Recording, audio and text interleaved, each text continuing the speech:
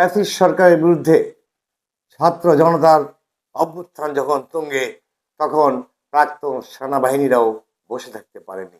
তারা বিভিন্ন ডিউটিস থেকে বেরিয়ে এসে ছাত্র জনতার সঙ্গে একাত্মতা প্রকাশ করেছিল। আজকে আবার তাদের মুখে শুনলাম তারা আজকে তাদের সন্তানদের ভবিষ্যৎ নিশ্চিত করার জন্য আর চুপ করে বসে থাকতে রাজি নয়। তারাও ছাত্র জনতার যে চেতনা, এই চেতনাকে সমুন্নত রাখার জন্যে ছাত্র জনতা, প্রাক্তন সেনাবাহিনী সবাইকে নিয়ে একটি নতুন রাজনৈতিক দল করতে যাচ্ছে।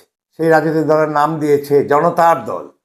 আপনারা জানেন, আমি রাজনীতি থেকে অবসর নিয়েছিলাম। আমি অবসরপ্রাপ্ত সেনাবাহিনীরা এবং সাধারণ মানুষও আমাকে আহ্বান জানিয়েছে আবার রাজনীতিতে ফিরে আসার জন্য।